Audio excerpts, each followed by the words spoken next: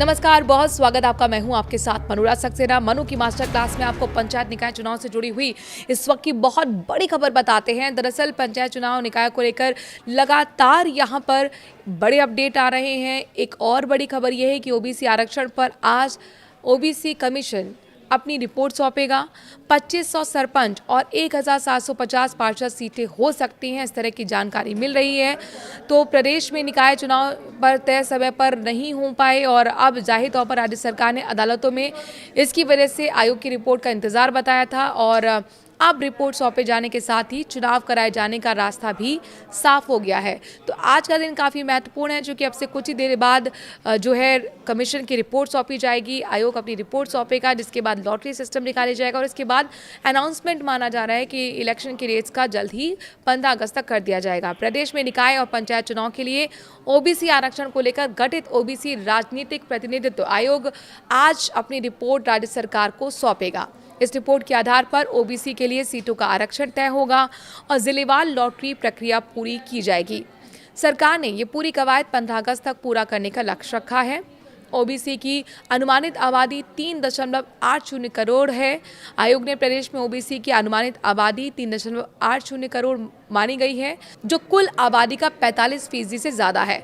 जानकारी के मुताबिक आयोग ने ओबीसी जनसंख्या के आधार पर करीब 2500 सरपंच पद और लगभग 1750 पार्षद सीटों को आरक्षित करने का प्रस्ताव तैयार किया है।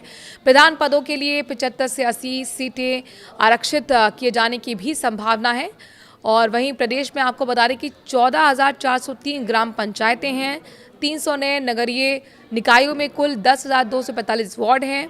इनमें से लगभग 1,750 वार्डों को ओबीसी के लिए आरक्षित किए जाने का प्रस्ताव है। नगरीय निकाय चुनाव 6 और 9 सितंबर को कराने का प्रस्ताव है, जबकि पंचायत चुनाव 13 अक्टूबर से चरणबद्ध तरीके से होंगे। 40% सीटों पर ओबीसी उम्मीदवार जीते थे।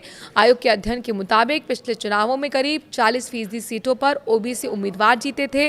हालांकि कुछ बड़े निकायों में यह आंकड़ा 32 से 33% तक सीमित रहा। इसका एक प्रमुख कारण ये रहा कि सामान्य वर्ग की सीटों पर भी बड़ी संख्या में ओबीसी उम्मीदवार जीतते रहे हैं। ओबीसी आरक्षण 21% से ज्यादा होने की संभावना कम है।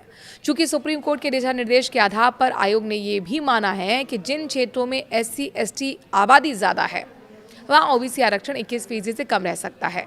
मेवाड़ और पूर्वी राजस्थान के कई जिलों में ऐसे हालात देखने को मिलेंगे। हालांकि ये स्थिति पहले भी चुनावों में रही है। सूत्र के मुताबिक आयोग ने कुल आरक्षण सीमा 50% से ज़्यादा बढ़ाने की सिफारिश नहीं की है। ऐसे में ओबीसी आरक्षण 21% से ज़्यादा होने की संभावना कम ही है। आयोग का कार्यकाल 3 बार बढ़ाया गया है। ओबीसी आयोग का गठन 9 मई 2025 को किया गया था। इसकी रिपोर्ट लंबे समय से इंतजार इसका हो रहा था। आयोग का कार्यकाल 3 बार बढ़ाया गया, पहले दिसंबर 2025, फिर 31 मार्च 2026 तक और उसके बाद 30 सितंबर 2026 तक। आयोग ने अपनी रिपोर्ट तैयार करने के लिए 2 सप्ताह का व्यापक सर्वे कराया। इसमें 51,000 कार्मिकों ने भाग लिया है। ये प्रदेश में पहला मौका होगा जब ओबीसी प्रतिनिधित्व आयोग की रिपोर्ट के आधार पर स्थानीय निकाय और पंचायत चुनावों में आरक्षण तय किया जाएगा। साथ ही पहली बार ओबीसी की अनुमानित जनसंख्या का आंकड़ा भी आधिकारिक रूप से रिपोर्ट में शामिल किया गया है। इस बारे में अगर आप और भी कुछ जानना चाहते हैं, कमेंट के जरिए अपना सवाल छोड़ दीजिए और साथ ही अपनी इस खबर पर राय भी दीजिए।